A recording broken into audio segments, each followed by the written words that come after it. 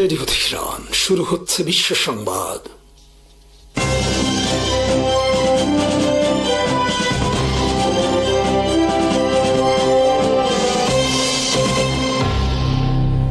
শুরুতেই সংবাদ শিরোনাম। ইরান যুক্তরাষ্ট্রকে সতর্ক করে জানিয়েছে, দেশটির ভূখণ্ডে নতুন করে কোনো মার্কিন হামলা হলে উপসাগরীয় অঞ্চলের গুরুত্বপূর্ণ জ্বালানি অবকাঠামোতে পাল্টা হামলা চালানো হবে। বিষয়টি নিয়ে রয়টার্সের সঙ্গে কথা বলা 5টি সূত্র জানায়, প্রেসিডেন্ট ডোনাল্ড ট্রাম্প গত 28 জুলাই ইরানের জ্বালানি অবকাঠামোতে হামলার হুমকি দেওয়ার পর তেহরান উচ্চ পর্যায়ের কূটনৈতিক তৎপরতা শুরু করে। সূত্রগুলোর মতে, ইরানের পররাষ্ট্রমন্ত্রী আব্বাস আরাকচি সৌদি আরব, কাতার ও তুরস্কের পররাষ্ট্রমন্ত্রী এবং পাকিস্তানের সেনাপ্রধানের সঙ্গে যোগাযোগ করেন। তিনি উপসাগরীয় মিত্রদের প্রতি আহ্বান জানান, তারা যেন ওয়াশিংটনকে নতুন হামলা থেকে বিরত রাখতে প্রভাব খাটায়। একই সঙ্গে সতর্ক করেন, হামলা হলে ইরান যুক্তরাষ্ট্রের সামরিক স্থাপনার পাশাপাশি উপসাগরীয় অঞ্চলের তেলক্ষেত্র, শোধনাগার, বিদ্যুৎ কেন্দ্র, পানি সরবরাহ ব্যবস্থা ও পরিবহন অবকাঠামোকে লক্ষ্যবস্তু করবে। এদিকে সৌদি যুবরাজ মোহাম্মদ বিন সালমান ট্রাম্পের সঙ্গে ফোন আলাপে সামরিক পদক্ষেপ স্থগিত রেখে আলোচনা ও কূটনৈতিক সমাধানের সুযোগ দেওয়ার আহ্বান জানান বলে সূত্রগুলোর দাবি। কাতার, ওমান ও সৌদি আরবও যুক্তরাষ্ট্রকে তেহরানের সঙ্গে আলোচনা পুনরায় শুরু করার আহ্বান জানিয়েছে। ইরানের এক জ্যেষ্ঠ কর্মকর্তা বলেন, যদি ইরানের অবকাঠামো ক্ষতিগ্রস্ত হয় তবে তার জবাব আরও বড় পরিসরে দেওয়া হবে। তেহরানের লক্ষ্য হল সম্ভাব্য সংঘাতের অর্থনৈতিক ও কৌশলগত মূল্য এতটাই বাড়িয়ে তোলা যাতে যুক্তরাষ্ট্র ও তার আঞ্চলিক মিত্ররা সামরিক পদক্ষেপের বদলে কূটনৈতিক সমাধানকে অগ্রাধিকার দেয়। তবে এক জ্যেষ্ঠ কূটনীতিকের মতে, আলোচনার বড় বাধা হল ওয়াশিংটন এমন একটি ফলাফল চায় যা তারা নিজেদের বিজয় হিসেবে তুলে ধরতে পারে। মার্কিন প্রতিরক্ষা মন্ত্রী পিট হেগসেথকে ঘিরে রিপাবলিকান পার্টির ভেতরে অসন্তোষ বাড়ছে। এর প্রধান কারণ ইরানের সঙ্গে চলমান যুদ্ধ দীর্ঘায়িত হওয়া, পেন্টাগনের নেতৃত্বে ব্যাপক রদবদল এবং সামরিক সিদ্ধান্ত নিয়ে বিতর্ক। রিপাবলিকান সিনেটর থম টিলিস প্রকাশ্যে বলেন, হেগসেথের নেতৃত্বে তার আর আস্থা নেই। তার অভিযোগ, হেগসেথ বড় প্রতিষ্ঠান পরিচালনায় অনভিজ্ঞ, অতিরিক্ত হস্তক্ষেপ করেন এবং পেন্টাগনের ভেতরেও তার নেতৃত্বের উপর আস্থার সংকট তৈরি হয়েছে। আরও বিতর্ক তৈরি হয়েছে জেনারেল ক্রিস্টোফার লানিফকে মার্কিন সেনাবাহিনীর প্রধান হিসেবে মনোনয়ন দেয়াকে কেন্দ্র করে। রিপাবলিকান সিনেটর জনি আর্নস্ট ও রজার উইকার্স সহ কয়েকজন এই সিদ্ধান্তের বিরোধিতা করেন। তারা হেগসেথের সামরিক নেতৃত্ব পুনর্গঠনের পদ্ধতি এবং কিছু অভিযানের আইনি ভিত্তি নিয়েও প্রশ্ন তুলেছেন। এদিকে রিপাবলিকান সিনেটর মিট ম্যাককনেল 2027 সালের প্রতিরক্ষা বাজেটের কাঠামো এবং গোল্ডেন ডোম ক্ষেপণাস্ত্র প্রতিরক্ষা প্রকল্পের অর্থায়ন নিয়েও আপত্তি জানান। একই সঙ্গে তিনি ট্রাম্প প্রশাসনের ঐতিহ্যগত মিত্রদের সঙ্গে টানাপোড়েনকে যুক্তরাষ্ট্রের কৌশলগত স্বার্থের জন্য ক্ষতিকর বলে মন্তব্য করেন। হেগসেথ একজন সাবেক সেনা সদস্য এবং ফক্স নিউজের উপস্থাপক। ট্রাম্প তাকে আমেরিকা ফার্স্ট নীতির দৃঢ় সমর্থক হিসেবে প্রতিরক্ষা মন্ত্রীর দায়িত্ব দেন। তবে তার উচ্চ পর্যায়ের সামরিক বা জাতীয় নিরাপত্তা প্রশাসনের অভিজ্ঞতার অভাব শুরু থেকেই সমালোচনার কারণ ছিল। দায়িত্ব নেওয়ার পর ইয়েমেনে হামলার গোপন তথ্য অননুমোদিত চ্যাটে শেয়ার করার অভিযোগ, ভেনেজুয়েলার উপকূলে সামরিক অভিযানের বৈধতা নিয়ে বিতর্ক এবং ইরান যুদ্ধ দ্রুত শেষ করার প্রতিশ্রুতি পূরণে ব্যর্থতা, এসব বিষয়েও তার বিরুদ্ধে সমালোচনা বাড়িয়েছে। ফলে রিপাবলিকানদের একাংশের মধ্যে হেগসেথের নেতৃত্ব নিয়ে ক্রমেই সংশয় গভীর হচ্ছে। ইরান সংকট এখন আর শুধু মধ্যপ্রাচ্যের আরেকটি সংঘাত নয়, এটি যুক্তরাষ্ট্রের আমেরিকা ফার্স্ট নীতির জন্য একটি বড় পরীক্ষা। মূল প্রশ্ন হলো, যুক্তরাষ্ট্র কি সত্যি দীর্ঘস্থায়ী বিদেশি যুদ্ধ থেকে বেরিয়ে এসে কেবল জাতীয় স্বার্থের ভিত্তিতে সিদ্ধান্ত নিতে পারবে, নাকি আবারও নতুন এক অনির্দিষ্ট সামরিক সংঘাতে জড়িয়ে পড়বে? আমেরিকা ফার্স্ট এর সমর্থকদের মতে এই নীতির উদ্দেশ্য বিশ্ব থেকে সরে যাওয়া নয়, বরং সামরিক শক্তি কেবল তখনই ব্যবহার করা যখন তা স্পষ্টভাবে মার্কিন নিরাপত্তা ও জাতীয় স্বার্থ রক্ষা করবে। আফগানিস্তান ও ইরাক যুদ্ধের দীর্ঘ অভিজ্ঞতা বহু আমেরিকানদেরকে বিশ্বাস করিয়েছে যে দীর্ঘ বিদেশি হস্তক্ষেপ বিপুল অর্থনৈতিক, মানবিক ও রাজনৈতিক মূল্য তৈরি করেছে, কিন্তু প্রত্যাশিত সুফল সবসময় আনতে পারেনি। বিশ্লেষকদের মতে ইরান সংকট দেখিয়েছে যে আমেরিকা ফার্স্ট এর সবচেয়ে বড় চ্যালেঞ্জ বিদেশে নয়, বরং ওয়াশিংটনের নীতি নির্ধারণী কাঠামোর ভেতরেই। বহু দশক ধরে গড়ে ওঠা পররাষ্ট্রনীতি প্রতিষ্ঠান, নিরাপত্তা কাঠামো এবং নীতি নির্ধারকদের একটি অংশ বিশ্বাস করে যে বিশ্বজুড়ে সক্রিয় সামরিক উপস্থিতি যুক্তরাষ্ট্রের নেতৃত্ব ধরে রাখার মূল উপায়।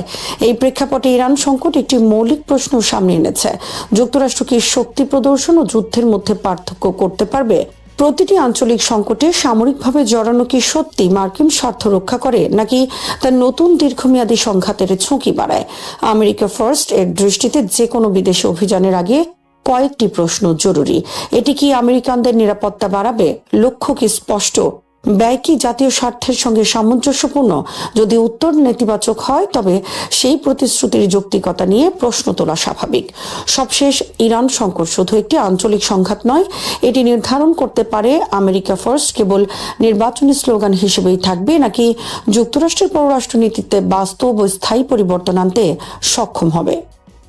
সৌদি আরবের পররাষ্ট্রমন্ত্রী প্রিন্স ফয়সাল বিন ফারহান বুধবার জর্ডানের রাজধানী আম্মানে জেরুজালেম ও এর পবিত্র স্থানসমূহের সমর্থনে অনুষ্ঠিত মন্ত্রী পর্যায়ের বৈঠকে অংশ নিয়ে পূর্ব জেরুজালেমকে ফিলিস্তিনের রাজধানী হিসেবে পুনর্ব্যক্ত করেন।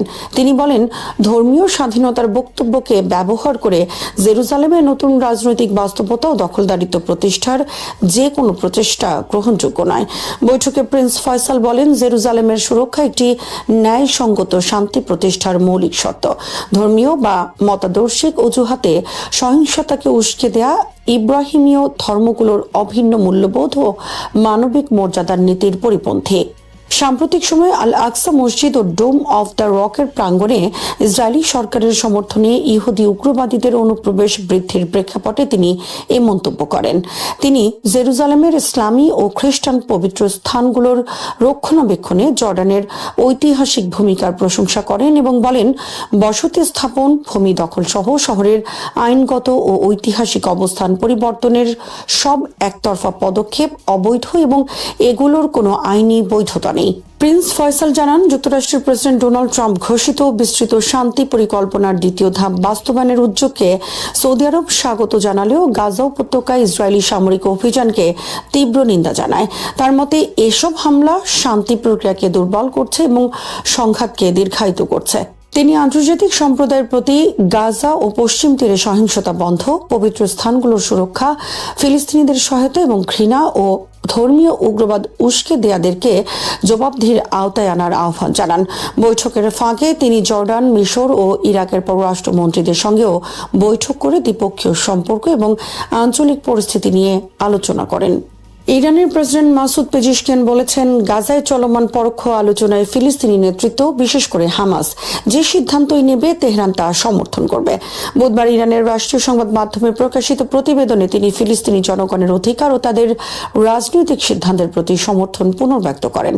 অন্যদিকে ইসরায়েলের প্রধানমন্ত্রী বেনিয়ামিন নেতানিয়াহু স্পষ্ট জানিয়েছেন, হামাস সম্পূর্ণ নিরস্ত্র না হওয়া পর্যন্ত গাজায় বর্তমান অবস্থান থেকে ইসরায়েলি বাহিনী প্রত্যাহার করা হবে না। তিনি বলেন, ইসরায়েল তার নিরাপত্তা ও নাগরিকদের সুরক্ষায় প্রয়োজনীয় সব পদক্ষেপ অব্যাহত রাখবে। এই অবস্থান যুক্তরাষ্ট্রের প্রেসিডেন্ট ডোনাল্ড ট্রাম্পের প্রস্তাবিত যুদ্ধবিরতি পরিকল্পনার সঙ্গে প্রকাশ্য মতপার্থক্য সৃষ্টি করেছে। ট্রাম্প সমর্থিত প্রস্তাবে হামাস ধাপে ধাপে অস্ত্র সমর্পণ করবে এবং একই সঙ্গে ইসরায়েল গাজার প্রায় 60% এলাকা থেকে সেনা প্রত্যাহার শুরু করবে। তবে নেতানিয়াহু দাবি করেছেন, ইসরায়েল ওই খসড়া মেনে নেয়নি এবং নিজেদের সংশোধিত মতামত মধ্যস্থতাকারীদের কাছে পাঠিয়েছে। এদিকে হামাস বোর্ড অফ পিসের সাম্প্রতিক মন্তব্য নিয়ে উদ্বেগ প্রকাশ করেছে। সংগঠনটির অভিযোগ, বোর্ডের বিবৃতিতে হামাসের নিরস্ত্রীকরণের বিষয়টি গুরুত্ব পেলেও ইসরায়েলের যুদ্ধবিরতি, বিমান হামলা বন্ধ, হত্যাকাণ্ড ও সামরিক অভিযান স্থগিতের বাধ্যবাধকতার কথা যথাযথভাবে উল্লেখ করা হয়নি। হামাস এই বিষয়ে বোর্ডের গাজা বিষয়ক প্রতিনিধি নিকোলাই ম্লাদেনভের কাছে আনুষ্ঠানিক ব্যাখ্যা চেয়েছে। গাজায় যুদ্ধবিরতির মধ্যস্থতাকারী কাতার, মিশর ও তুরস্ক সাম্প্রতিক ইসরায়েলি হামলার সমালোচনা করেছে। কাতারের পররাষ্ট্র মন্ত্রণালয় বলেছে, যুদ্ধবিরতি পরিকল্পনা বাস্তবায়নে বিলম্বের দায় সম্পূর্ণভাবে ইসরায়েলের এবং সাম্প্রতিক হামলাগুলো শান্তি উদ্যোগকে বাধাগ্রস্ত করার চেষ্টা। ফলে গাজায় যুদ্ধবিরতির সম্ভাবনা নিয়ে নতুন করে অনিশ্চয়তা তৈরি হয়েছে। সৌদি আরবের পররাষ্ট্রমন্ত্রী প্রিন্স ফয়সাল বিন ফারহান বুধবার জর্ডানের রাজধানী আম্মানে জেরুজালেম ও এর পবিত্র স্থানগুলোর সুরক্ষা নিয়ে আয়োজিত এক মন্ত্রী পর্যায়ের বৈঠকে অংশ নিয়ে জেরুজালেমের ঐতিহাসিক ও আইনি মর্যাদা পরিবর্তনের যে কোনো প্রচেষ্টার বিরুদ্ধে কঠোর অবস্থান পুনর্ব্যক্ত করেছেন। তিনি বলেন, উপাসনার স্বাধীনতার মতো গুরুত্বপূর্ণ নীতিকে রাজনৈতিক উদ্দেশ্যে ব্যবহার করে জেরুজালেম নতুন বাস্তবতা প্রতিষ্ঠা কিংবা দখলদারিত্বকে স্থায়ী করার চেষ্টা কোনোভাবেই গ্রহণযোগ্য নয়। প্রিন্স ফয়সাল তার বক্তব্যে বলেন, জেরুজালেমকে রক্ষা করা একটি ন্যায়সঙ্গত ও টেকসই শান্তি প্রতিষ্ঠার অন্যতম মৌলিক শর্ত। ধর্মীয় বা আদর্শিক দাবির ভিত্তিতে সহিংসতাকে উস্কে দেয়া কিংবা তার পক্ষে যুক্তি দাঁড় করানো আব্রাহামীয় ধর্মগুলোর অভিন্ন মানবিক মূল্যবোধের পরিপন্থী। একই সঙ্গে এটি মানব মর্যাদা ও সমতার নীতির বিরোধী। তিনি জোর দিয়ে বলেন, জেরুজালেমকে সংঘাতের কেন্দ্র নয়, বরং শান্তি, সহাবস্থান এবং বিভিন্ন ধর্মের মানুষের পারস্পরিক শ্রদ্ধাবোধের প্রতীক হিসেবে গড়ে তুলতে হবে। এই বৈঠকটি এমন সময় অনুষ্ঠিত হয় যখন আল আকসা ও ডোম অব দ্য রকের প্রাঙ্গণে ইসরায়েলি সরকারের সমর্থনপুষ্ট ইহুদি ধর্মীয় উগ্রপন্থীদের অনুপ্রবেশ উল্লেখযোগ্যভাবে বৃদ্ধি পেয়েছে। সাম্প্রতিক এই ঘটনাগুলো নিয়ে আরব বিশ্ব ও আন্তর্জাতিক অঙ্গনে উদ্বেগ বাড়ছে। সৌদি আরবের পররাষ্ট্রমন্ত্রী এসব কর্মকাণ্ডকে জেরুজালেমের বিদ্যমান আইনি ও ঐতিহাসিক অবস্থার উপর সরাসরি আঘাত হিসেবে উল্লেখ করেন। তিনি জর্ডানের ঐতিহাসিক ভূমিকারও প্রশংসা করেন। জেরুজালেমের ইসলামী ও খ্রিস্টান পবিত্র স্থানগুলোর তত্ত্বাবধান এবং শহরের ঐতিহাসিক পরিচয় সংরক্ষণে জর্ডানের দীর্ঘদিনের দায়িত্বশীল ভূমিকার জন্য সৌদি আরব কৃতজ্ঞ বলে তিনি উল্লেখ করেন। একই সঙ্গে তিনি বলেন, পূর্ব জেরুজালেমই ভবিষ্যৎ স্বাধীন ফিলিস্তিন রাষ্ট্রের রাজধানী হওয়া উচিত এবং এই অবস্থান থেকে সৌদি আরব কোনোভাবেই সরে আসবে না। প্রিন্স ফয়সাল আরো বলেন, বসতি স্থাপন, ভূমি দখল, জনসংখ্যার ভারসাম্য পরিবর্তন কিংবা অন্য যে কোনো একতরফা পদক্ষেপ আন্তর্জাতিক আইন অনুযায়ী অবৈধ এবং এসবের মাধ্যমে কোনো বৈধ অধিকার বা রাজনৈতিক মর্যাদা প্রতিষ্ঠা করা সম্ভব নয়। জেরুজালেমের পরিচয়, চরিত্র বা আইনি অবস্থান পরিবর্তনের উদ্দেশ্যে নেওয়া সব ধরনের পদক্ষেপ সৌদি আরব দৃঢ়ভাবে প্রত্যাখ্যান করে। তিনি যুক্তরাষ্ট্রের প্রেসিডেন্ট ডোনাল্ড ট্রাম্প ঘোষিত মধ্যপ্রাচ্য শান্তি পরিকল্পনার দ্বিতীয় ধাপ বাস্তবায়নের উদ্যোগকে স্বাগত জানালেও একই সঙ্গে গাজা উপত্যকায় ইসরায়েলি সামরিক অভিযানের তীব্র নিন্দা জানান। তার ভাষায়, গাজায় চলমান সামরিক হামলা শান্তি উদ্যোগের সঙ্গে সাংঘর্ষিক এবং এটি চুক্তির ভিত্তিতে দুর্বল করে দিচ্ছে। পাশাপাশি এসব পদক্ষেপ শান্তি প্রক্রিয়া ব্যাহত করতে আগ্রহী পক্ষগুলোর উদ্দেশ্য পূরণে সহায়তা করছে। তিনি আন্তর্জাতিক সম্প্রদায়ের প্রতি আহ্বান জানিয়ে বলেন, শুধু উদ্বেগ প্রকাশ করলেই হবে না, গাজা ও পশ্চিম তীরে চলমান লঙ্ঘন বন্ধে কার্যকর পদক্ষেপ নিতে হবে। পবিত্র স্থানগুলোর নিরাপত্তা নিশ্চিত করা, ফিলিস্তিনি জনগণের পাশে দাঁড়ানো এবং ঘৃণামূলক বক্তব্য, ধর্মীয় উগ্রবাদ ও বর্ণবাদী শ্রেষ্ঠত্বের প্রচারণা বন্ধে আন্তর্জাতিক সমাজকে আরও সক্রিয় ভূমিকা পালন করতে হবে। একই সঙ্গে বসতি স্থাপনকারীদের সহিংসতা এবং সহিংসতায় উস্কানিদাতাদের জবাবদিহির আওতায় আনার আহ্বান জানান তিনি। সৌদি পররাষ্ট্রমন্ত্রী বলেন, জেরুজালেম এমন একটি শহর যা বিশ্বের কোটি কোটি মুসলিম, খ্রিস্টান ও ইহুদির কাছে সমানভাবে গুরুত্বপূর্ণ।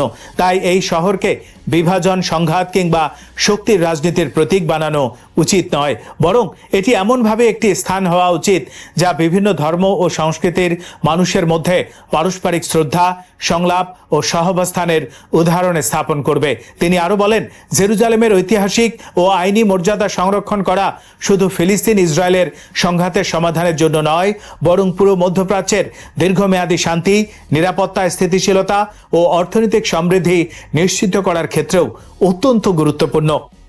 বৈঠকের ফাঁকে প্রিন্স ফয়সাল জর্ডানের পররাষ্ট্রমন্ত্রী আইমান সাফাদের সঙ্গে দ্বিপাক্ষিক বৈঠক করেন। বৈঠকে সৌদি আরব ও জর্ডানের সম্পর্ক আরও জোরদার করার উপায় নিয়ে আলোচনা করা হয়। পাশাপাশি পশ্চিম তীর ও গাজা উপত্যকার সর্বশেষ পরিস্থিতি এবং আঞ্চলিক কূটনৈতিক প্রচেষ্টার বিভিন্ন দিক পর্যালোচনা করা হয়। এছাড়া সৌদি পররাষ্ট্রমন্ত্রী, মিশরের পররাষ্ট্রমন্ত্রী বদর আবদেলাত্তি এবং ইরাকের পররাষ্ট্রমন্ত্রী ফুয়াদ হুসেইনের সঙ্গে পৃথক বৈঠক করেন। এসব বৈঠকে মধ্যপ্রাচ্যের চলমান সংকট, ফিলিস্তিন ইস্যু, আঞ্চলিক নিরাপত্তা, শান্তি উদ্যোগ এবং আরব দেশগুলোর মধ্যে সমন্বয় আরও শক্তিশালী করার বিষয়ে মত বিনিময় হয়। পর্যবেক্ষকদের মতে, জেরুজালেম, গাজা ও পশ্চিম তীরকে কেন্দ্র করে ক্রমবর্ধমান উত্তেজনার প্রেক্ষাপটে আরব দেশগুলোর কূটনৈতিক সমন্বয় জোরদারের অংশ হিসেবে এই বৈঠকগুলো বিশেষ গুরুত্ব বহন করছে। ইরান যুক্তরাষ্ট্রকে স্পষ্ট বার্তা দিয়েছে, দেশটির ভূখণ্ডে নতুন করে কোনো মার্কিন হামলা হলে শুধু যুক্তরাষ্ট্রের সামরিক ঘাঁটিই নয়, বরং পুরো উপসাগরীয় অঞ্চলে গুরুত্বপূর্ণ জ্বালানি অবকাঠামো পাল্টা হামলার লক্ষ্যবস্তু হতে পারে। বিষয়টি নিয়ে অবগত 5টি সূত্রের বরাতে জানা গেছে, তেহরান কূটনৈতিক তৎপরতা বাড়িয়ে ওয়াশিংটনের ঘনিষ্ঠ আরব মিত্রদের মাধ্যমে নতুন সামরিক অভিযান ঠেকানোর চেষ্টা করছে। সূত্রগুলোর মতে 28 জুলাই মার্কিন প্রেসিডেন্ট ডোনাল্ড ট্রাম্প ইরানের জ্বালানি নেটওয়ার্ক ও গুরুত্বপূর্ণ অবকাঠামোর বিরুদ্ধে হামলার হুমকি দেওয়ার পরপরই ইরান উচ্চ পর্যায়ের কূটনৈতিক যোগাযোগ শুরু করে। এ সময় ইরানের পররাষ্ট্রমন্ত্রী আব্বাস আরাকচি সৌদি আরব, কাতার ও তুরস্কের পররাষ্ট্রমন্ত্রীদের সঙ্গে যোগাযোগ করেন। এছাড়া পাকিস্তানের সেনাপ্রধানের সঙ্গেও তিনি আলোচনা করেন। আলোচনার বিষয়বস্তু ছিল মধ্যপ্রাচ্যে নতুন সংঘাত ঠেকাতে যুক্তরাষ্ট্রের উপর প্রভাব খাটানোর অনুরোধ। একজন জ্যেষ্ঠ আঞ্চলিক কূটনীতিকের ভাষ্য অনুযায়ী আরাকচি প্রতিটি আলোচনায় একই বার্তা দেন। তিনি বলেন, ইরান প্রতিশোধ নিতে প্রস্তুত, তবে কূটনৈতিক সমাধানই বৃহত্তর যুদ্ধ ও ধ্বংস এড়ানোর একমাত্র কার্যকর পথ। তার বক্তব্য ছিল, যদি যুক্তরাষ্ট্র আবারও ইরানের উপর হামলা চালায় তাহলে উপসাগরীয় অঞ্চলে থাকা মার্কিন সামরিক সম্পদ এবং গুরুত্বপূর্ণ জ্বালানি স্থাপনাগুলো পাল্টা আঘাতের মুখে পড়বে। উপসাগরীয় একটি সূত্র জানায়, ইরানের সতর্ক বার্তা ছিল একেবারেই দ্ব্যর্থহীন। যুক্তরাষ্ট্র যদি ইরানের অবকাঠামো লক্ষ্য করে হামলা চালায় তবে ইরান উপসাগরীয় দেশগুলোর তেল গ্যাস স্থাপনা, বিদ্যুৎ অবকাঠামো এবং অন্যান্য গুরুত্বপূর্ণ স্থাপনায় হামলা চালাবে। এই বার্তা মূলত সৌদি আরব ও কাতারের মাধ্যমে পুরো উপসাগরীয় অঞ্চলের দেশগুলোর কাছে পৌঁছে দেওয়া হয়েছে। বিশ্লেষকদের মতে এই কূটনৈতিক উদ্যোগের মাধ্যমে ইরান মূলত একটি বার্তা দিতে চায়, তাদের উপর নতুন হামলা হলে তার প্রভাব শুধু ইরানের মধ্যে সীমাবদ্ধ থাকবে না, বরং পুরো মধ্যপ্রাচ্য ও বৈশ্বিক জ্বালানি বাজার অস্থিতিশীল হয়ে উঠতে পারে। ফলে যুক্তরাষ্ট্রের সামরিক উপস্থিতি থাকা উপসাগরীয় দেশগুলো কঠিন অবস্থায় পড়বে। একদিকে তারা ওয়াশিংটনের নিরাপত্তা অংশীদার, অন্যদিকে তাদের অর্থনীতি নির্ভর করে তেল ও গ্যাস রপ্তানির উপর। এদিকে সৌদি যুবরাজ মোহাম্মদ বিন সালমানও পরিস্থিতি শান্ত রাখতে কূটনৈতিক উদ্যোগ নেন। সূত্রগুলোর দাবি, তিনি প্রেসিডেন্ট ট্রাম্পের সঙ্গে কথা বলে সম্ভাব্য সামরিক অভিযান স্থগিত করার আহ্বান জানান। একই সঙ্গে তিনি যুদ্ধবিরতি, নতুন আলোচনা এবং কূটনৈতিক সমাধানের উপর গুরুত্ব আরোপ করেন। উপসাগরে একটি সূত্র জানায়, সৌদি আরবের মূল্যায়ন হলো আরও সামরিক উত্তেজনা পরিস্থিতিকে কেবল আরও ধ্বংসাত্মক করে তুলবে। তাই রিয়াদ যুক্তরাষ্ট্রকে আলোচনার সুযোগ দিতে উৎসাহিত করেছে। তবে একই সঙ্গে সৌদি আরব এটিও স্পষ্ট করেছে যে নিজেদের নিরাপত্তা হুমকির মুখে পড়লে তার আত্মরক্ষার জন্য প্রয়োজনীয় ব্যবস্থা নেবে। সৌদি রাজ পরিবারের ঘনিষ্ঠ বিশ্লেষক আলী শিহাবি বলেন, রিয়াদের দৃষ্টিতে কেবল সামরিক শক্তি দিয়ে কাঙ্ক্ষিত ফল অর্জন সম্ভব নয়। তার মতে সীমিত ও পরিমিত সামরিক প্রতিক্রিয়া এবং হরমুজ প্রণালীতে ইরানের ওপর ধারাবাহিক চাপ বজায় রাখার পাশাপাশি কূটনৈতিক আলোচনা চালিয়ে যাওয়াই দীর্ঘমেয়াদে সবচেয়ে কার্যকর পথ হতে পারে। অন্যদিকে ইরানের শীর্ষ নেতৃত্ব বহুদিন ধরেই উপসাগরীয় অঞ্চলে থাকা মার্কিন সামরিক ঘাঁটি বন্ধের দাবি জানিয়ে আসছে। তেহরানের অভিযোগ, কিছু আরব দেশ যুক্তরাষ্ট্রকে গোয়েন্দা তথ্য দিয়ে সহযোগিতা করছে, যা ইরানের বিরুদ্ধে সামরিক অভিযানে ব্যবহৃত হচ্ছে। তাই নতুন হামলা হলে শুধু মার্কিন ঘাঁটি নয়, বরং বিদ্যুৎ কেন্দ্র, তেল শোধনাগার, পানি সরবরাহ ব্যবস্থা, পরিবহন অবকাঠামো এবং তেল ক্ষেত্র লক্ষ্যবস্তু হতে পারে বলে ইরানি কর্মকর্তারা ইঙ্গিত দিয়েছেন। একজন ইরানি কর্মকর্তা বলেন, শত্রুপক্ষ যদি ইরানের অবকাঠামো ধ্বংস করার চেষ্টা করে তাহলে ইরান তার চেয়েও বড় ক্ষতির জবাব দেবে। তার মতে এই হুঁশিয়ারির উদ্দেশ্য হল যুক্তরাষ্ট্র ও তার মিত্রদের বোঝানো, যে কোনো নতুন যুদ্ধ শুরু হলে তার অর্থনৈতিক ও কৌশলগত মূল্য অত্যন্ত বেশি হবে। ইরানের দৃষ্টিতে বর্তমান প্রেসিডেন্ট ট্রাম্পের সামনে দুটি কঠিন পথ খোলা রয়েছে। প্রথমটি হলো সংঘাত আরও বাড়িয়ে এমন পরিস্থিতি তৈরি করা যা পুরো উপসাগরীয় অঞ্চলকে যুদ্ধের মধ্যে ঠেলে দিতে পারে এবং বৈশ্বিক জ্বালানি সরবরাহ ব্যাহত করতে পারে। দ্বিতীয়টি হলো আলোচনার মাধ্যমে এমন একটি সমঝোতায় পৌঁছানো যা হয়তো ওয়াশিংটনের প্রত্যাশিত পূর্ণ বিজয় নিশ্চিত করবে না, কিন্তু বৃহত্তর যুদ্ধ এড়াতে সহায়ক হবে। একজন জ্যেষ্ঠ আঞ্চলিক কূটনীতিকের মতে, সমঝোতার পথে সবচেয়ে বড় বাধাগুলোর একটি হলো যুক্তরাষ্ট্র এমন একটি ফলাফল চায় যা তারা নিজেদের বিজয় হিসেবে উপস্থাপন করতে পারে। অন্যদিকে ইরান এমন কোনো সমঝোতা চায় না যা তাদের দুর্বল অবস্থান নিয়ে যায়। ফলে উভয় পক্ষের রাজনৈতিক অবস্থান ও মর্যাদার প্রশ্নই ভবিষ্যৎ আলোচনার সাফল্য নির্ধারণের গুরুত্বপূর্ণ ভূমিকা রাখতে পারে। ইরান ও যুক্তরাষ্ট্রের মধ্যে সাম্প্রতিক সংঘাত আপাতত থেমে গেলেও মূল প্রশ্ন রয়ে গেছে, ওয়াশিংটন কি সত্যি সংকটের স্থায়ী সমাধান চায় নাকি আবারও কূটনীতিকের চাপ সৃষ্টির একটি হাতিয়ার হিসেবে ব্যবহার করছে? কয়েক দশকের বৈরিতা, পারস্পরিক অবিশ্বাস এবং ভঙ্গুর আলোচনার ইতিহাস বিবেচনায় নিলে এই প্রশ্নের উত্তর সহজ নয়। 1979 সালের ইসলামী বিপ্লবের পর তেহরানে মার্কিন দূতাবাস দখলের ঘটনা থেকে শুরু করে দুই দেশের সম্পর্ক একের পর এক সংকট, নিষেধাজ্ঞা, হুমকি ও পরোক্ষ সংঘর্ষের মধ্য দিয়ে এগিয়েছে। 2015 সালের পরমাণু চুক্তি কিছু সময়ের জন্য সম্পর্ক স্বাভাবিক হওয়ার সম্ভাবনা তৈরি করলেও 2018 সালে যুক্তরাষ্ট্রের একতরফাভাবে চুক্তি থেকে সরে যাওয়া এবং সর্বোচ্চ চাপ নীতিতে ফিরে যাওয়া দুই দেশের মধ্যে অবশিষ্ট আস্থাও নষ্ট করে দেয়। ফলে বর্তমানে সম্পর্ক এমন এক পর্যায়ে পৌঁছেছে যেখানে সংঘাত বাড়ছে, কিন্তু আলোচনার বাস্তব সম্ভাবনা সীমিত। বর্তমান পরিস্থিতিতে প্রেসিডেন্ট ডোনাল্ড ট্রাম্পের বক্তব্যে এক ধরনের দ্বৈততা দেখা যায়। একদিকে তিনি ইরানের সঙ্গে নতুন সমঝোতার সম্ভাবনার কথা বলেন, অন্যদিকে কঠোর সামরিক হামলারও হুমকি দেন। তার বক্তব্য থেকে বোঝা যায় কূটনীতি তার কাছে নিজস্ব কোনো লক্ষ্য নয়, বরং এটি সামরিক চাপের সঙ্গে সমন্বিত একটি কৌশল। দ্রুত যুক্তরাষ্ট্রের শর্তে সমঝোতা অর্জনই তার অগ্রাধিকার। তাই আলোচনা ও সামরিক শক্তি দুটোকেই তিনি পরিস্থিতি অনুযায়ী ব্যবহারযোগ্য পরিপূরক হাতিয়ার হিসেবে দেখেন। অন্যদিকে তেহরানও ওয়াশিংটনের প্রতিশ্রুতির বিশ্বাসযোগ্যতা নিয়ে গভীর সন্দিহান। ইরানের নেতৃত্বের মতে তারা সরাসরি আলোচনায় ফেরার কোনো অনুরোধ জানায়নি এবং অতীত অভিজ্ঞতা প্রমাণ করে যে কেবল মৌখিক প্রতিশ্রুতি যথেষ্ট নয়। যুক্তরাষ্ট্র যদি আবারও আলোচনার মাধ্যমে নতুন ছাড় আদায়ের চেষ্টা করে কিন্তু বাস্তবে প্রতিশ্রুতি রক্ষা না করে, তবে সেটি ইরানের জন্য গ্রহণযোগ্য হবে না। সে কারণে তেহরান যে কোনো ভবিষ্যৎ আলোচনায় বাস্তবায়নযোগ্য ও যাচাইযোগ্য নিশ্চয়তার উপর জোর দিচ্ছে। এদিকে সংকট এখন আর কেবল দ্বিপক্ষীয় সম্পর্কের মধ্যে সীমাবদ্ধ নেই। ইরাকে প্রতিরোধ গোষ্ঠীগুলোর বিরুদ্ধে সামরিক অভিযান, লোহিত সাগরে উত্তেজনা, সৌদি আরবের আরও সক্রিয় ভূমিকা এবং মিশর সহ অন্যান্য আঞ্চলিক শক্তির সম্ভাব্য সম্পৃক্ততা পুরো মধ্যপ্রাচ্যকে একটি বিস্তৃত নিরাপত্তা সংকটের দিকে ঠেলে দিয়েছে। এর ফলে বৈশ্বিক জ্বালানি নিরাপত্তা, আন্তর্জাতিক বাণিজ্য এবং বিশ্ব অর্থনীতির উপরও চাপ সৃষ্টি হয়েছে। একই সঙ্গে দীর্ঘমেয়াদী সামরিক উপস্থিতির কারণে যুক্তরাষ্ট্রের প্রতিরক্ষা ব্যয় বৃদ্ধি, অস্ত্রের মজুত কমে যাওয়া এবং অভ্যন্তরীণ রাজনৈতিক চাপও ওয়াশিংটনের সিদ্ধান্ত গ্রহণকে জটিল করে তুলেছে। সমালোচনামূলক দৃষ্টিকোণ থেকে অনেক বিশ্লেষকের মতে ট্রাম্প প্রশাসনের আলোচনার প্রস্তাব কেবল বিরোধ নিরসনের প্রচেষ্টা নয়, বরং মধ্যপ্রাচ্যে নতুন কৌশলগত ভারসাম্য প্রতিষ্ঠার বৃহত্তর পরিকল্পনার অংশ। এই কৌশলে আলোচনাকে ব্যবহার করা হয় অর্থনৈতিক, নিরাপত্তাগত ও মনস্তাত্ত্বিক চাপ বাড়ানোর উপায় হিসেবে। ফলে পরমাণু কর্মসূচিতে ছাড় দিলেও ইরানের ক্ষেপণাস্ত্র সক্ষমতা, আঞ্চলিক প্রভাব এবং বৈদেশিক নীতির মতো নতুন বিষয় সামনে আসতে পারে। অতীতের অভিজ্ঞতা ইঙ্গিত দেয় যে একতরফা ছাড় দিলেই সংঘাতের অবসান নিশ্চিত হয় না। তবে এর অর্থ এই নয় যে কূটনীতি অকার্যকর, বরং ভবিষ্যতের যে কোনো আলোচনা সফল করতে হলে তা হতে হবে ক্ষমতার ভারসাম্য, বাস্তবসম্মত নিরাপত্তা নিশ্চয়তা, কার্যকর বিরোধ নিষ্পত্তি ব্যবস্থা এবং পারস্পরিক স্বার্থের ভিত্তিতে। অন্যথায় আলোচনা ধীরে ধীরে এক পক্ষের সক্ষমতা ক্ষয় করার হাতিয়ার হিসাবে পরিণত হতে পারে এবং ভবিষ্যতে আরও চাপ সৃষ্টির পথ খুলে দিতে পারে। সার্বিকভাবে বলা যায়, যুদ্ধ আপাতত থেমে থাকলেও ইরান ও যুক্তরাষ্ট্রের মধ্যে দীর্ঘস্থায়ী সমঝোতার পথ এখনও অনিশ্চিত।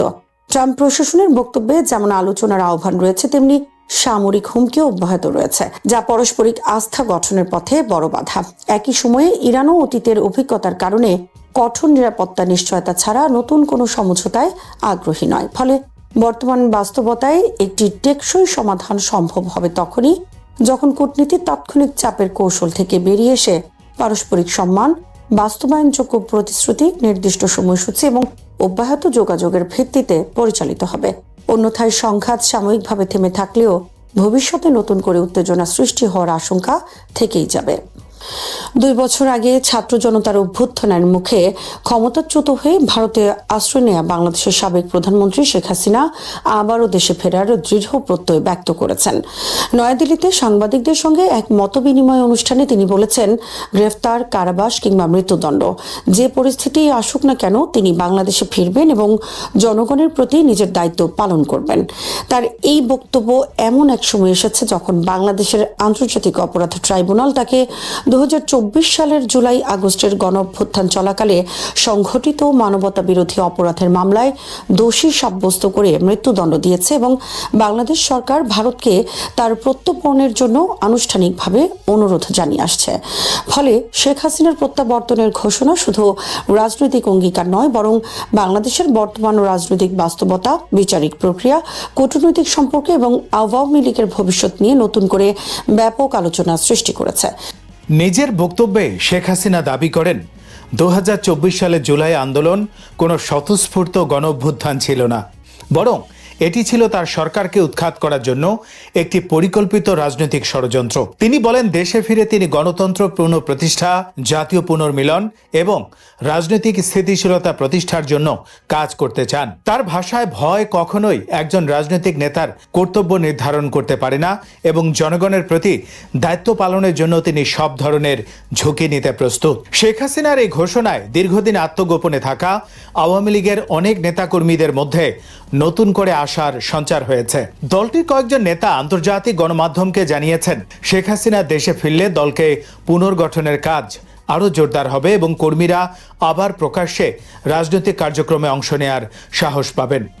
তবে অন্যদিকে বাংলাদেশের বর্তমান সরকার এই বক্তব্যের তীব্র সমালোচনা করেছে। সরকারের পক্ষ থেকে বলা হয়েছে, একজন দণ্ডপ্রাপ্ত ব্যক্তিকে ভারতের মাটিতে বসে বাংলাদেশের বিরুদ্ধে রাজনৈতিক বক্তব্য দেওয়ার সুযোগ দেয়া বাংলাদেশের সার্বভৌমত্বের জন্য অসম্মানজনক। পররাষ্ট্র মন্ত্রণালয় এক বিবৃতিতে অভিযোগ করেছে, ভারত এখনও 2013 সালের বাংলাদেশ ভারত প্রত্যর্পণ চুক্তি অনুযায়ী শেখ হাসিনাকে ফেরত পাঠানোর বিষয়ে কার্যকর কোনো পদক্ষেপ নেয়নি। যদিও ভারতের পররাষ্ট্র মন্ত্রণালয় জানিয়েছে, শেখ হাসিনার ওই অনুষ্ঠানের সঙ্গে ভারতের কোনো সম্পৃক্ততা নেই এবং সেখানে ব্যক্ত হওয়া মতামত ভারতের সরকারি অবস্থান নয়। এদিকে বাংলাদেশের নতুন রাজনৈতিক নেতৃত্ব এবং 2024 সালের আন্দোলনের অন্যতম সংগঠকেরা শেখ হাসিনার বক্তব্যকে প্রত্যাখ্যান করেছেন। তাদের মতে, দেশে ফিরতে চাইলে তিনি অবশ্যই ফিরতে পারেন, তবে তাকে আইনের মুখোমুখি হতে হবে এবং বিচারিক প্রক্রিয়ার বাইরে তার জন্য কোনো বিশেষ সুযোগ থাকতে পারে না। আন্দোলনে অংশ নেওয়া বহু শিক্ষার্থী ও সাধারণ নাগরিকও একই ধরনের মত প্রকাশ করেছেন। তাদের অভিযোগ, শেখ হাসিনা অতীতে বলেছিলেন তিনি দেশ ছাড়বেন না, কিন্তু সংকটের মুহূর্তে তিনি দেশ ত্যাগ করেন। তাই তার বর্তমান ঘোষণাকে তারা রাজনৈতিক বক্তব্য হিসেবে দেখছেন, বাস্তবসম্মত পরিকল্পনা হিসেবে নয়। 2024 সালের আন্দোলনে আহত এবং নিরাপত্তা বাহিনীর গুলিতে একটি হাত হারানো এক তরুণ বলেন, বিচার নিশ্চিত না হওয়া পর্যন্ত শেখ হাসিনার রাজনৈতিক প্রত্যাবর্তনের কোনো সুযোগ থাকা উচিত নয়। এই ধরনের প্রতিক্রিয়া এসেছে আন্দোলনে নিহত ব্যক্তিদের পরিবার থেকেও। তারা মনে করেন, জাতীয় পুনর্মিলনের আগে ন্যায় বিচার প্রতিষ্ঠা অপরিহার্য। রাজনৈতিক বিশ্লেষকদের মতে, শেখ হাসিনার এই ঘোষণা মূলত আওয়ামী লীগের সাংগঠনিক মনোবল পুনরুদ্ধারের একটি কৌশল। ক্ষমতাচ্যুত হওয়ার পর দলটির বহু নেতাকর্মী আত্মগোপনে চলে যান এবং সংগঠনের কার্যক্রম কার্যত স্থবির হয়ে পড়ে। গবেষক ও রাজনৈতিক বিশ্লেষকরা মনে করেন, শেখ হাসিনা তার সমর্থকদের এই বার্তা দিতে চাইছেন যে তিনি এখনও নেতৃত্ব দিচ্ছেন এবং দলকে পরিত্যাগ করেননি। তবে অনেক পর্যবেক্ষকের মতে এই কৌশল খুব বেশি সফল নাও হতে পারে, কারণ দলটির ভেতরেও নেতৃত্ব নিয়ে আস্থার সংকট তৈরি হয়েছে। অনেক নেতাকর্মী মনে করেন, সংকটের সময় শেখ হাসিনা কাউকে না জানিয়ে দেশ ছেড়ে চলে যাওয়ায় তারা অসহায় অবস্থায় পড়েছিলেন। সাংবাদিক ও রাজনৈতিক বিশ্লেষক ডেভিড বার্গম্যানের মতে, শেখ হাসিনা দেশে ফিরলে তিনি আবারও রাজনৈতিকভাবে গুরুত্বপূর্ণ হয়ে উঠতে পারেন এবং নতুন সরকারের জন্য বড় ধরনের রাজনৈতিক চ্যালেঞ্জ সৃষ্টি করতে পারেন। তবে তিনি একই সঙ্গে বলেন, অতীতের কর্মকাণ্ডের দায় স্বীকার এবং জনমতের পরিবর্তনকে উপলব্ধি না করলে আওয়ামী লীগের পক্ষে নতুন রাজনৈতিক গ্রহণযোগ্যতা অর্জন করা কঠিন হবে। ওয়েস্টার্ন সিডনি ইউনিভার্সিটির গবেষক মোবাশ্শর হাসানও মনে করেন, শেখ হাসিনার এই ঘোষণা মূলত দলীয় কর্মীদের মনোবল বাড়ানোর উদ্দেশ্যে দেওয়া হয়েছে। তবে বর্তমান রাজনৈতিক বাস্তবতায় এটি কাঙ্ক্ষিত ফল নাও দিতে পারে। এদিকে শেখ হাসিনার বক্তব্য বাংলাদেশ ভারত সম্পর্কেও নতুন উত্তেজনা সৃষ্টি করেছে। বাংলাদেশ মনে করছে, ভারতের ভূখণ্ড ব্যবহার করে বাংলাদেশের বিরুদ্ধে রাজনৈতিক বক্তব্য দেয়া দুই দেশের পারস্পরিক সম্পর্কের জন্য ইতিবাচক নয়। অন্যদিকে ভারত আনুষ্ঠানিকভাবে জানিয়েছে এটি একটি ব্যক্তিগত রাজনৈতিক কার্যক্রম এবং এর সঙ্গে ভারত সরকারের কোনো সংশ্লিষ্টতা নেই। তবে শেখ হাসিনার প্রত্যর্পণ নিয়ে ভারতের অবস্থান এখনো স্পষ্ট না হওয়ায় দুই দেশের মধ্যে কূটনৈতিক সম্পর্কে অনিশ্চয়তা রয়ে গেছে। শেখ হাসিনার রাজনৈতিক জীবন অতীতেও নাটকীয় উত্থান পতনের মধ্য দিয়ে গেছে। 1975 সালে বঙ্গবন্ধু শেখ মুজিবুর রহমান ও তার পরিবারের অধিকাংশ সদস্য নিহত হওয়ার পর তিনি বিদেশে দীর্ঘদিন নির্বাসিত ছিলেন। পরে 1981 সালে দেশে ফিরে আওয়ামী লীগের নেতৃত্ব গ্রহণ করেন এবং সামরিক শাসনের সময় একাধিকবার গ্রেপ্তার ও রাজনৈতিক দমনপীড়নের মুখোমুখি হলেও শেষ পর্যন্ত 1996 সালে ক্ষমতায় আসেন। এরপর দীর্ঘ সময় বাংলাদেশের রাজনীতির অন্যতম প্রধান শক্তি হিসেবে তিনি দেশ পরিচালনা করেন। কিন্তু 2024 সালের পর পরিস্থিতি সম্পূর্ণ বদলে গেছে। এবার তিনি শুধু রাজনৈতিক প্রতিদ্বন্দ্বিতার মুখোমুখি নন, বরং আদালতের রায়, আন্তর্জাতিক পর্যবেক্ষণ, গণ অভ্যুত্থানের স্মৃতি, নতুন রাজনৈতিক নেতৃত্ব এবং পরিবর্তিত জনমতের সম্মিলিত চ্যালেঞ্জের মুখে রয়েছেন। ফলে তার দেশে ফেরার ঘোষণাটা যতটা না রাজনৈতিক, ততটাই প্রতীকী। এটি একদিকে তার সমর্থকদের মধ্যে আশা জাগানোর চেষ্টা, অন্যদিকে বিরোধীদের কাছে বিচার ও জবাবদিহির প্রশ্নকে আরও গুরুত্বপূর্ণ করে তুলছে। শেখ হাসিনা আদৌ দেশে ফিরবেন কিনা, ভারত তাকে প্রত্যর্পণ করবে কিনা, কিংবা দেশে ফিরলে বিচারিক প্রক্রিয়া কিভাবে পরিচালিত হবে, এসব প্রশ্নের উত্তর এখনো অনিশ্চিত। তবে একটি বিষয় স্পষ্ট, 2024 সালের রাজনৈতিক পরিবর্তনের পর বাংলাদেশের রাজনীতি নতুন এক বাস্তবতায় প্রবেশ করেছে এবং সেই বাস্তবতায় শেখ হাসিনার সম্ভাব্য প্রত্যাবর্তন শুধু একজন সাবেক প্রধানমন্ত্রীর ব্যক্তিগত সিদ্ধান্ত নয়, এটি বাংলাদেশের ভবিষ্যৎ রাজনীতি, বিচার ব্যবস্থা, গণতান্ত্রিক প্রতিষ্ঠান, দলীয় পুনর্গঠন এবং আঞ্চলিক কূটনীতির উপরও গুরুত্বপূর্ণ প্রভাব ফেলতে পারে। আগামী দিনগুলোতে তার প্রত্যাবর্তনের সম্ভাবনা, প্রত্যর্পণ ইস্যু এবং বিচারিক প্রক্রিয়ার অগ্রগতি বাংলাদেশের রাজনীতির অন্যতম আলোচিত বিষয় হয়ে থাকবে। শ্রোতা বন্ধুরা, বিশ্ব সংবাদে এই ছিল আমাদের সর্বশেষ আয়োজন। সঙ্গে থাকার জন্য আপনাদের সবাইকে অসংখ্য ধন্যবাদ।